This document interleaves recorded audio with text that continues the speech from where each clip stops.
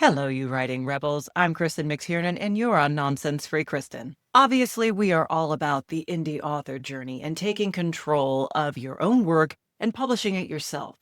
However, despite that very firm position, there are many authors who still want to give mainline traditional publishers a shot with their work. They still want to make those old systems work for them. And if there's one thing we respect on this channel, it is freedom to choose the path for yourself and for your work. With that in mind, today's interview is with KT Carlisle, who is an independent author. But in her previous life, she worked at a literary agency, the kind of agency that you, author, spend a lot of time querying to please represent your book and please pitch it to a mainstream publisher. When you're in those querying trenches, it can feel like a black hole. Where did my query go? Did anyone even actually read it? Did you read the segment of my book I attached? This form letter you sent me rejecting me. Is it a reflection of my work? Is it a reflection of me? Or did I just not include the magical combination of words in my email that you were looking for? KT is able to pull back the veil on that experience, letting you know what it was like when she was working in acquisitions, and also why, despite having the available option to be traditionally represented and published with her most recent book, she decided to go indie. I was absolutely delighted to talk to KT Carlisle, and I think you'll enjoy hearing what she has to say, even if, like me, you've entirely given up on traditional publishing houses. So let's get started. Okay, KT Carlisle, I am so glad to have you here with us. For those who do not know you, please take a moment to introduce yourself to us. Yeah, hi, my name is not KT Carlisle. It is Carly, but most people know me by KT. I am an indie author. I'm mostly known for my thrillers, psychological thrillers, murder mysteries, but I just branched out and wrote my first rom-com, so that was exciting. Definitely a very different experience. When I'm not writing, I am editing books for many talented authors. It's been such an amazing experience to not only build my own presence online and show about my books, but to help others do the same as well. Yeah, and as far as helping authors, you have a really great perspective because you're an indie publisher now, so you write your own books, you publish your own books. But when you first got started, you actually worked for a trad publisher. So can you tell us about that? What that was like? Yes, it was honestly one of the most rewarding experiences I've ever had. And it wasn't a trad publisher, but it was a literary agency, the same agency that brought us Fight Club and The Godfather. That was where I was lurking, and I was totally in my element. It was honestly the best job I ever had. I have nothing but respect for the agents there. The unfortunate reality for me, though, was a big learning experience because while I didn't get to accept the offer that was extended to me to become an agent there like I wanted to, because life happens, it ended up being a blessing in disguise because the agency ended up going under a few months later. And the reason for that was unbeknownst to the agents, the head accountant there was embezzling money from the authors and nearly bankrupted Chuck Palahniuk as a result. And it was really eye-opening to me at the time. I was a lot younger than I am now, and I had this rose-colored glasses ideas about what publishing was like and what literary agencies were like, and oh, they're so prestigious, they would never do anything wrong for their authors, they are champions for their work. We see that verbiage all the time, and in some cases that may be true. In others, as was there, it was not, and it really showed me that while these institutions exist for a reason, yes, they are established, yes, they are well respected, there is a place and a need, I would say, for independent authors to rise to the occasion and say, hey, we're here and we're not going to do these shady things. Absolutely. And I think among a lot of aspiring authors, particularly those who are, for whatever reason, they're really bent on that traditional journey. They want to acquire a literary agent and then they want to be sold to a traditional publishing house. But there's this idea that I see that that's the finish line. Like They, as the author, can just sit in a hole and write, and they don't need to know about any of those business details. And as long as they get that agent, they're going to be golden. So Yeah. you were working in a literary agency and you had your fingers in the pot of the acquisition. So, you were on the other end of that querying process. So, Oh, what yes. would you want an aspiring author who wants to join up with a literary agency? What would you tell them about what it's like for the agent? What are they experiencing in terms of what's incoming from authors? Absolutely. So it was actually really funny when I first joined the agency. The head agent, Neil Olson, wonderful guy. I love him. He is just the best. But one of the things that he said to me when I first got started is, "Oh, just create one of those like form rejection type things. You're going to need it because you don't want to waste your time responding personally to each and every one." And to his credit, we're receiving dozens, if not hundreds, of queries every single day. So it can be a real time saver for most people in that position to just quickly go through. You get a good sense within the first 1 or 2 pages. This is a book that has legs. This is a book that needs some more work. And especially for every agency is a little bit different in terms of their submission guidelines, but for us, it was just the first 10 pages. So we had a very limited scope of what it was that your book was about. But the good part of that was it made it easier on me to determine right away, okay, I want to read more of this, or this one is probably not for us. I did not heed Neil's advice because at that point in my career, I was very young and I was like, oh, I just want to, it feels dirty to me to not give a personalized response to each and every one. They took the time to put this query package together. I should at least take the time to show or tell them, hey, you did this right. This was working for you. These are things that you should probably work on. And that's the reason why I'm not requesting more today. So I did that. And he assured me we have hundreds of queries. And at that point, when I had joined, there were probably around 700 in the inbox. And he told me, you're never going to make it through all of these through the duration of your internship. Still using the personalized responses, I made it through every single one of those queries within the first week I was there. In the meantime, while I was also going through those queries, I was building the agency's website. I was managing the rights contracts for foreign rights and domestic for the authors that were already under our care.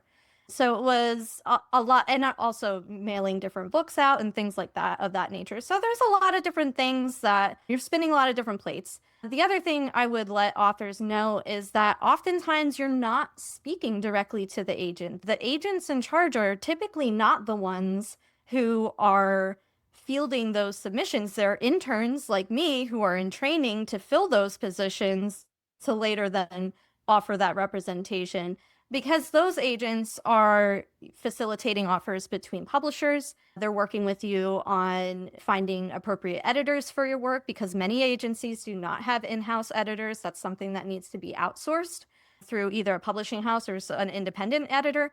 So there are a lot of different moving parts. The one thing, though, that I think is the most important for authors to realize is just because you get an agent, just because you get a book deal from a publisher, does not mean that you get to sit back, relax, enjoy the ride, and the royalties. That's not how it works.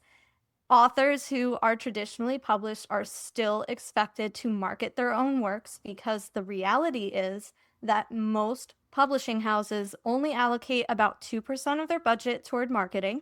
And of that budget, almost none of it is allocated to new authors, certainly not debut authors.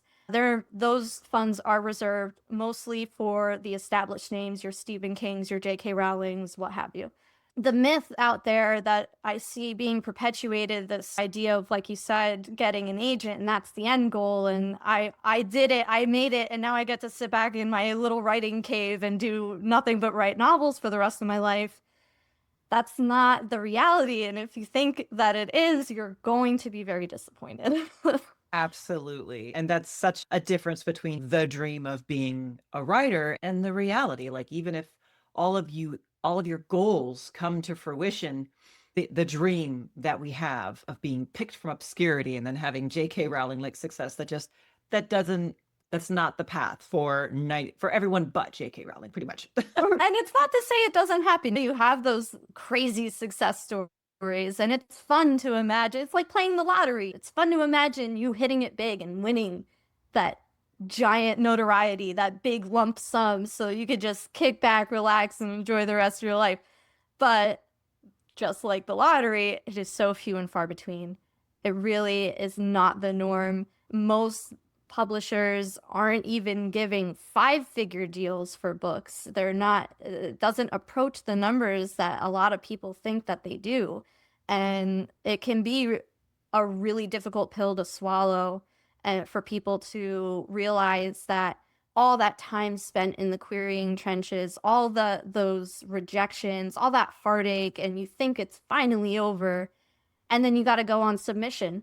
And then a lot of times your book dies on submission, and it's not until your second or third book that you go on submission with. If you're lucky enough that your agent keeps you after the first several rounds of failed submission to publishers, you have to then deal with that rejection on top of it. So it's a really long road. It really is. It's not that getting that agent is not the end goal. It is a great accomplishment. It's a feather in your cap that you'll always keep and treasure. But if you think that's going to be the end of it for you, man, you got a rude awakening. Absolutely. Now, what would you say when you think of a query submission that it's an immediate no? What did you see most frequently where it was just like, absolutely not, I'm not even going to look at the sample text that you sent? What does that look like? So I took a little bit of a different approach than I think most agents do. And I would skip the query letter and the synopsis altogether because truthfully, those things were not important to me as the quality of the writing itself.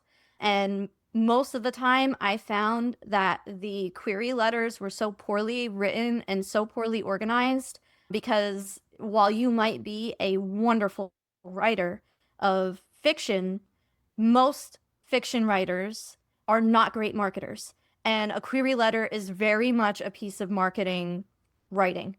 And so for me, I would open up the emails and go directly to the writing samples themselves. And what I found really just boiled down to bad writing, poor editing, and inconsistent formatting. That was a big one for me because especially since the formatting guidelines are right up front and available for everyone to see before you even submit anything, the fact that they were so blatantly ignored time and time again really irked me because I'm like, hey, we're making it really easy for you. It's all listed there. I know it's there because I built the website. So why are you doing this? So it really got on my nerves.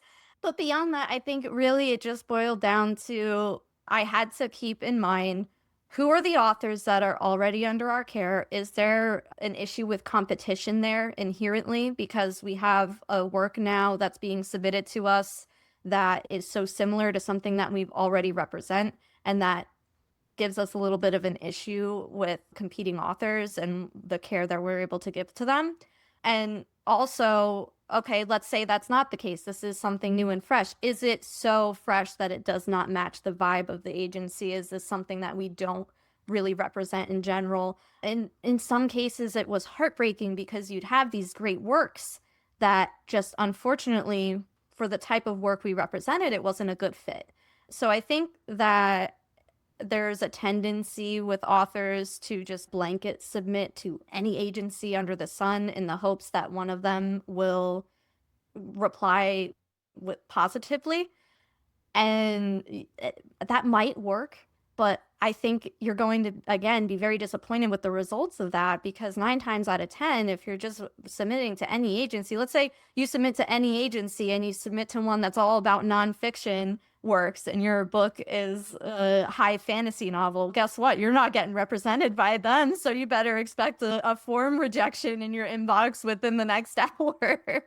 So I think that doing your research before you go ahead and submit is very much worth your while. And also just respectful of the agent's time.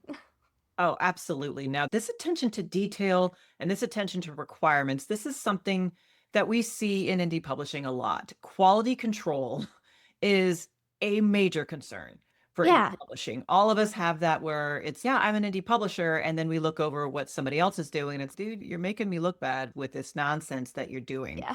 So, as an indie author, they're just getting started and it might me feel very daunting.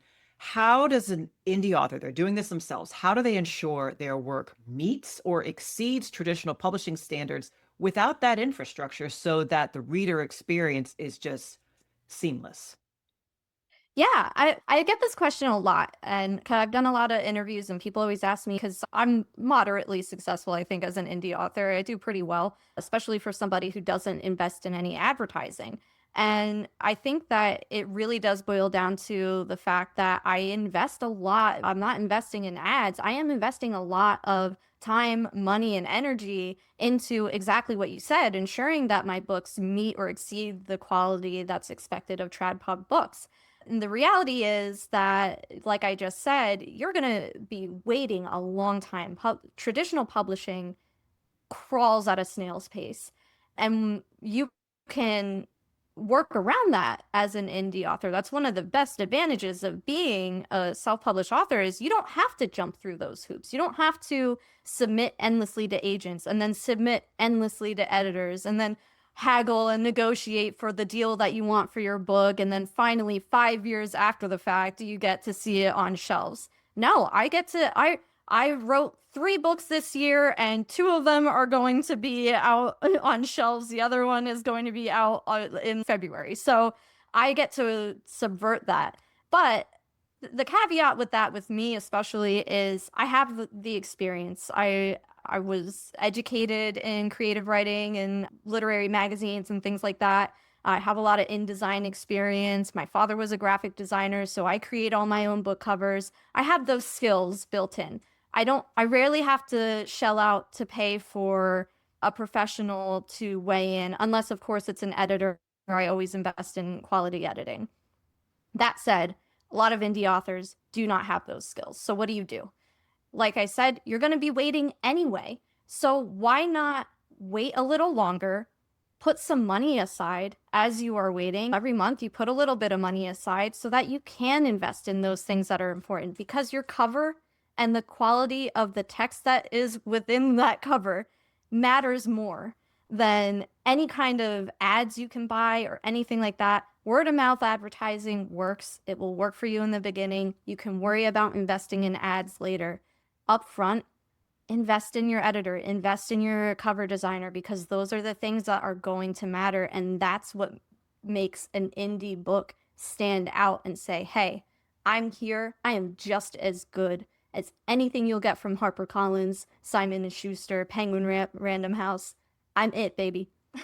Now, I saw on Twitter, I think it was yesterday or the day before, where you said you had TradPub interest in your most recent release, but you didn't go down that path. You decided, you had the option, but you decided to do it yourself. That might seem baffling to some authors, those in the query trenches who would just like all they wanted. So walk us through why you made that decision when you had the option to get picked. Yeah, I had really good feeling about this book that is coming out on Halloween, so just about a month out. From the very beginning, I had a really good feeling about it. I did a few pitch events on Twitter with it because I fully intended to dive back into the querying trenches. And I thought that my idea was really good. And sure enough, after doing the pitch event, I got a couple of agent likes on my pitches and I got a big 5 editor. And that really I that spoke to me. I was like, wow, I might have something here and I can really do this. And then about a month after that happened, I was solidifying my edits with my editor, about to get into the querying trenches again, and I saw a really interesting video about the Penguin Random House court case that has made the rounds online. You might have seen it or at least heard the findings from it. But one of the things that really stood out to me were the sales figures that came out in that court case around the average traditionally published book. And that was about 20% of traditionally published books only sell about 12 copies in their first year. I thought to myself, now, why would I bother wasting so much time and energy getting upset, crying, because you will cry, like getting so in my head and building up that awful self doubt monster that lives inside of us all? Why would I feed any of that energy for 12 sales in my first year? I have already sold 700 books by that point in my first year and a half of being an indie published author. I'm like, I'm way ahead of the game. I don't need that. I'm not going to do it. So I decided at that moment that I was done with querying, not just for that book, but forever. Because even without that statistic, with a lot of people call into question, they want it not to be true. Listen, it came out in court for a reason. But let's say, you know what? KT, you're wrong. That's complete garbage. It's not true. Okay. How about the fact that in general, let's forget the 20% figure. In general, every year, most traditionally published books sell around 85 copies a year, which, like, fine. That's certainly better than 12, but still 85. I'm working that hard for 85. I don't think so. I'm not going to do that. So I decided in that moment that for me, it wasn't worth chasing that. The juice wasn't worth the squeeze. And I have really just thrown myself full force into saying, I'm full indie. That's what I'm doing. Yeah, and to great success. And what you say, you don't buy ads. And I've seen you on Twitter. That's the only platform I follow you on, but you've had Yeah. wonderful success leveraging social media specifically as an indie author. I would, from what I can see, that seems to be where the majority of your sales comes from. So It is. what Yeah. is your approach to building that authentic platform that not only gets people to follow you, but also gets people to buy? I think the biggest thing for authors, a lot of us are introverts, we're camera shy, we don't like to talk about ourselves. And so the idea of social media itself feels disgusting.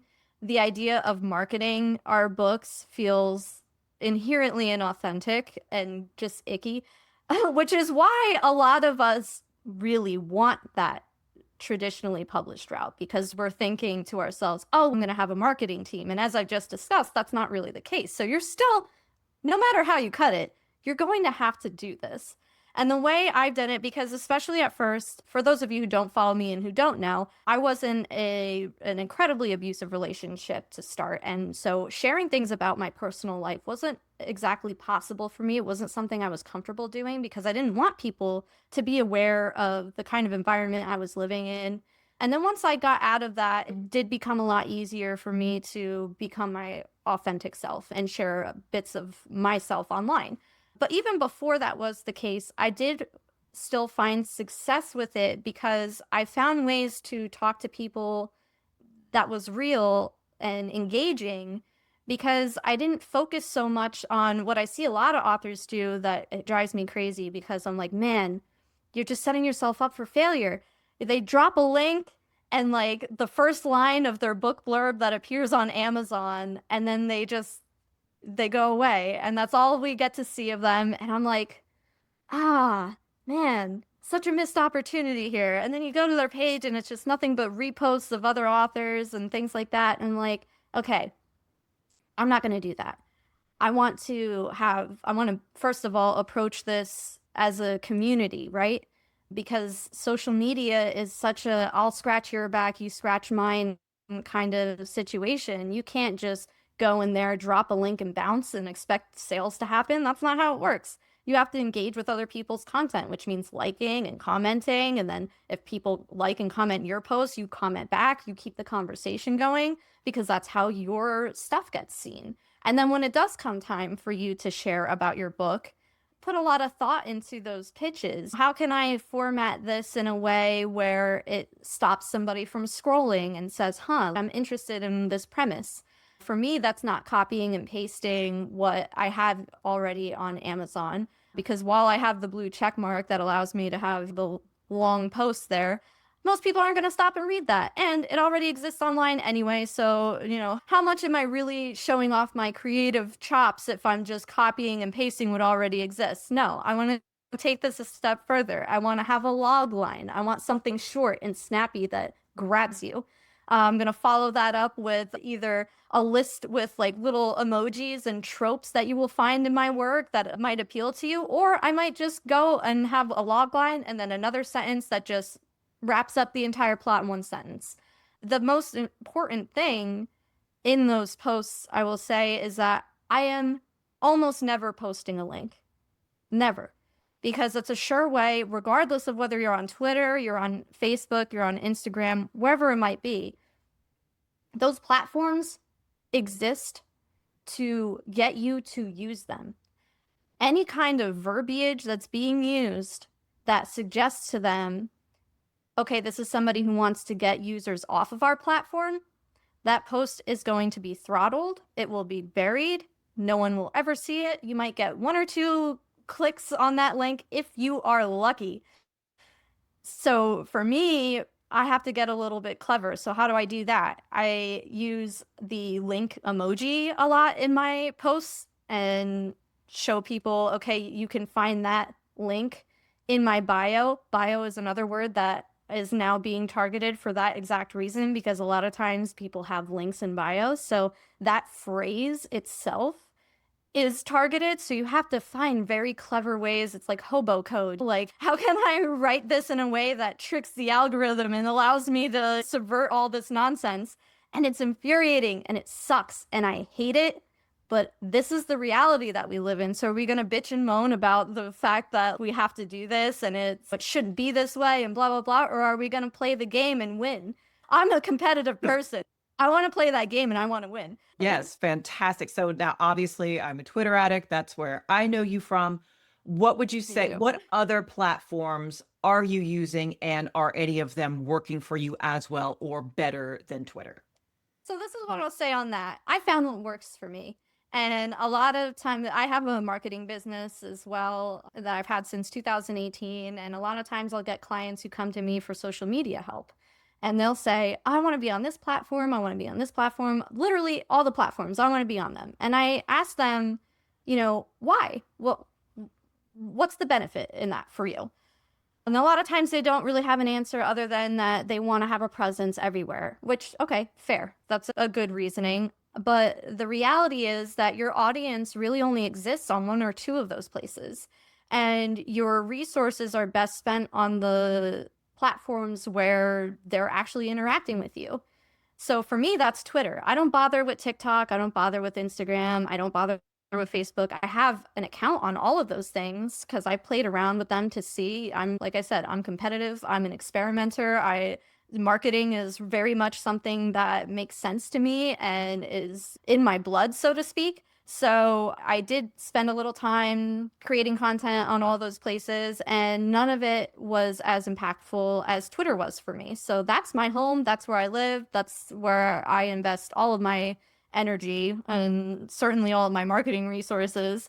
But that's not always the case, right? So like for a lot of authors, Twitter isn't impactful. And I see a lot of people, oh, like Twitter sucks, like doesn't do anything for me. TikTok is where it's at. Awesome. Go there. Do it up. Invest all of your energy in TikTok if that's the case. Oh, TikTok doesn't work for me. I can never get anybody viewing my videos, but Instagram is doing pretty good. Go over there. Go, whatever works for you, do it, because it's not going to be the same for everybody. The things that are the same for everybody are like the things that I just mentioned about how you speak about certain things, because regardless of what platform you're on, those algorithms are going to bury certain terminologies. So wherever your audience lives, that's where you ought to be. Definitely. And I love that of try everything once, because yeah, I did the same thing you did. I put a lot of energy into TikTok for about 6 months. And yeah, I got, I think, 1,500 followers, but it didn't matter. Like it didn't move the needle Yeah. at all. And so I was like, okay, video content actually takes a lot more time and effort to create than firing off a tweet. So if I'm getting sales from some BS tweet and I'm not getting sales from a short video that I had to edit and put on makeup for, or use a filter where my eyebrows kept moving unnaturally in relation to my face. Okay, so go with the one that works for you and not be everywhere. So love that. Now, social media, because it's on the computer, because it's not just dropping links, it does take effort. So, other than like the native platform of the social media, are there any tools that you use, like schedulers or image creationists? That what kind of tools do you feel like makes social media easier or more streamlined for you? Yeah, absolutely. Before I dive into the tools, I did want to highlight one of the things you said there because you said you invested 6 months of time into TikTok. And I think that is a really important benchmark, whether it's 6 months or 3 months. Spending an amount of time is critical because a lot of people will assume, oh, if I just create viral worthy content and throw a couple posts there, I'll see real results within a couple weeks. Not the case, especially not for a brand new user. So you got to spend a lot of time on there to see what actually works or whether this platform is going to work for you. That said, let's say you found your platform and you're ready to invest fully in it. How do you make it work for you? Sometimes I will use schedulers. Twitter is great because it has a native scheduler. Honestly, like I said, I own a marketing agency, so we have used a couple of different tools for our clients in the past. Hootsuite, Sprout Social, that's very expensive. I do not recommend that for anybody in the indie author community. Forget I even said it. I'm just mentioning it because it exists. You have Buffer. There's one other that I'm forgetting. But in any case, all of those things, I don't think that they are necessary or even helpful. A lot of times they're the opposite of helpful because third-party schedulers can get in the way and can even prevent your posts from getting published.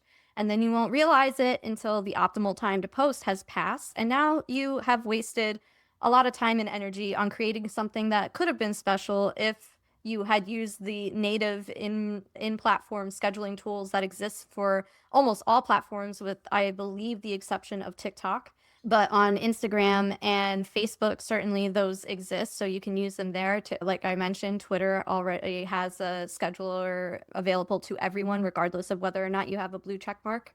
And the same goes for Facebook and Instagram. You don't have to be a premium user to gain access to those tools. They are available to you. So I would use those if that's something that you're worried about. I can't necessarily be online every day at certain times when my users are most active. Fair point. We all have jobs, we all have families, we all have things that we have to take care of in our personal lives that keep us from being online, and that's fine. So use those tools that are available to you. As far as content creation itself, I use Canva for pretty much everything. It is so user friendly. You don't have to be even a little bit design literate for you to make something really eye-catching and attention grabbing for your audience. And a lot of them, you have templates already built for you, so it's really easy to plug and play. And even with the free account with Canva, you have so many things that are available to you. And a premium account is really affordable. So if you did want to invest in that, I think it's about like $12 a month or something crazy low. You can forego your Hulu subscription for a month maybe and invest in some Canva for a time instead. Absolutely. Canva makes everything I do run because I'm Yeah. not visually oriented. I am not a designer. So having those templates, it's, oh, that's what it looks like when the pieces come together nicely instead of whatever nonsense I vomit onto the page. So yeah, I love Canva. Huge fan. So Yeah. one thing that I've found in my little negative Nelly comments that I get a lot of times. When I talk about making money as an author, I'll get people coming in the no nuance Nellies. Oh, I guess if you just want to sell out your art. And then on the other side, if I talk about writing what you want to write and that makes you happy and that you feel like is making a difference in philosophy or in your personal ideology, it's like, yeah, if you want to be broke, it's like there's that bifurcating. And I don't know where it comes from because it's observably false. So, as a successful indie author, how do you maintain your creative integrity, what you want to write, what you feel good about writing, while also being commercially minded with what sells? Yeah, I think it's a difficult line to walk, right? Because you want to be true to yourself. You also want to be profitable, which like as an indie author is I wouldn't even say that I'm profitable. For the most part, I donate my royalties and what for those that I don't, donate, earning me the equivalent of a couple of groceries every month, which is great. That's awesome. But that's not where most of my money comes from. And I think that we need to, as writers, rethink what it means to be profitable as a writer. Because for me, my whole income comes from writing. It doesn't come from my books, but it does come. I write books, I edit books, I write content for various businesses all over the United States, blog posts, web pages, things of that nature. So finding other ways to earn a living off of your writing so that you can support those creative endeavors is really important, because the reality is that even if you are selling, like I sold 1,200 books this year and it's only September. That's not even close to enough to live off of. And let's say I invested some ads and I sold 3,000 books this year. Okay, still, that's probably only about like 3,000, no, probably closer to $9,000 in profit when you boil it down to how much you get in royalties based off of paperbacks versus ebooks. Most people buy ebooks, so it's a little bit lower. So yeah, that's not a livable wage. So what do? You can profit off of other things. I have an editing business. I do really well with that. I'm booked out until almost, no, I am booked out until January now. And we're here in September, and we work together on other editing projects as well. Thank you for that, by the way. For me, when I was going to school for writing, I realized very early on I'm not gonna make money writing the things that I want to actually read. I'm gonna make money writing social media posts. I'm gonna make money writing blog posts. I'm gonna make money writing web pages for people. And that might be really boring and mind numbing at times, but at least it helps me do the thing that I love to do, which is write books. And what more could I possibly ask for? You know what I mean? Aside from the six-figure book deal, the J.K. Rowling status, but what are we doing if not trying to make a living for ourselves that supports our creative endeavors? I think that's probably the biggest mindset change that we need to have as authors, is that sure, the reality might be that we're not going to profit off our books, but that doesn't mean that we can't build a life for ourselves where we're able to write more. I think that the best advice I ever heard, and I can't remember where I heard it. I think it was from a copywriter. It might have been Nabil Aziz. And it was everybody wants to make $100,000 a year. That's like the baseline. And the mistake people get into is they want to make $100,000 a year from this one thing. And it's our case, it's our books. But he was like, look, that's too much pressure, especially something that's artistic, that doesn't make a lot of money in the market that we're in. So don't pick one thing that makes $100,000. Pick 10 things that make $1,000 a month. Can you do that? And in your case, you're doing your editing, you've got your marketing, and you've got your books. And are you monetized on Twitter? I am not monetized on Twitter. I'm not quite big enough. Darn. Got to get bigger, but it's hard. Yeah, but it's have those 10 little things or five things that make $2,000. And that's the basket that I'm in, where, and I've had some posts this week that were more confrontational. So it's Jack London shoveled coal to fund his writing, and you won't even become a barista. Or Mark Twain traveled the country doing speeches to pay off his debts so he could write, and then you won't even take a risk on buying advertising and things like that. And the pushback I'm getting is obscene. Oh, it's just writing is a rich man's hobby these days. Or one of them chapped my ass today. It's, oh, when I first started writing, I didn't have a credit card because my ex-husband ruined my credit. It's like, that's the response to that. And it's, look, this is the life you want. So it needs to be funded and it requires investment. So you don't have to do that through just the one thing. It doesn't have to be just the royalties. What else can you do? Whether it's intentionally something that doesn't sap your creativity. Like some people are like, oh, I couldn't edit because then I wouldn't be able to concentrate on my own stuff. Cool. Some people do manual labor specifically because that preserves that creative part. But then people like you and me are like, no, like I want to do writing. I want to write people's blurbs. I want to write people's websites. I want to edit Yeah. their books and write my own books. So it's finding that constellation of funding sources, I think, is the direction people need to go in. Yeah, I completely agree. I think it goes back to what we were talking about with social media platforms and just finding what works for you. Because, like you said, like everybody is a little bit different. And I think that we have this tendency to get caught up on the I can't do this. Oh, I have a chronic injury. I'm in level 7 pain every day of my life. I can't sit. I can't do conventions. I can't do any in person events. I can't public speak. I can't. It's very easy for me to say I can't. I'm in bed basically all day working from bed because I can't. This is the extent of my sitting up for the day. If I focused all my energy on what I can't do, I wouldn't do anything. And that's what cripples people. So if you focus instead on, okay, I can't do that, sure, whatever. What can I do? So for me, I can edit books all day from my bed. I can ghostwrite people's content from my bed. I can build websites from my bed. I can go on Twitter at all hours of the day and make myself heard. I can do a lot of things, and so can you. So don't tell yourself, I can't because my husband maxed out my credit card. I can't because I'm chronically ill. I can't. That's bullshit. Like, you can do so much. Yeah. And the things that you're saying you can't do are a crutch. Get rid of that. Preach. If you were starting over today, you're an unknown author and you have not even a finished book, you've got a work in progress. What would be your first, we'll say 3 strategic moves to start building that audience? Okay.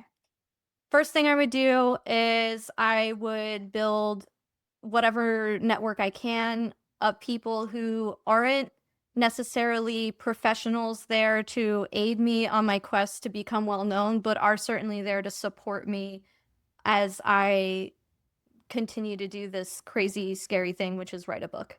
And you need that support. For a very long time, when I was first getting started, I didn't share my work with anyone. I rarely told anybody that I was writing a book. I was really insecure about it as a result. And none of those things ever saw the light of day. So when I approached it the second time, I said, I'm going to do everything different and I'm going to share every single chapter that I write as I write it with someone I trust.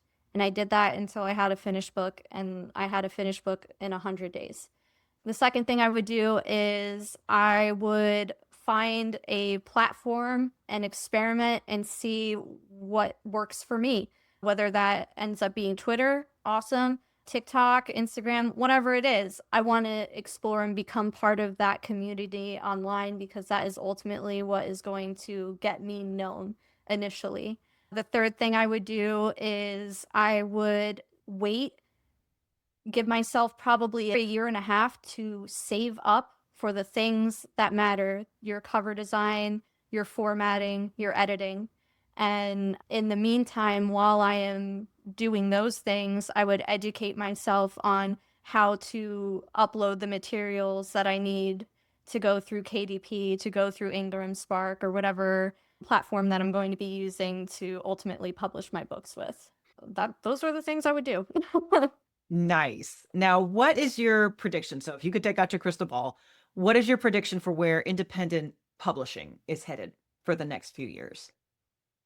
I think we're on an upward trajectory. I see a lot of great books coming out from indie authors, and there's really a I think a lot of this has to do with the pandemic. As awful as that was, and as horrible as it was to be forced to stay at home, I think it gave people the opportunity to see I can do a lot of things from home for work.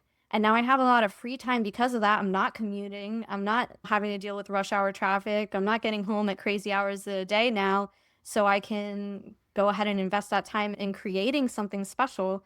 And on along with that, very unfortunately, I have strong feelings about AI and I don't agree with its use. I'm very strongly against it, but I think it does also present this weird kind of opportunity for us again to offload some of the menial tasks that we're faced with doing each day and then have more of that creative energy to expend on our own work.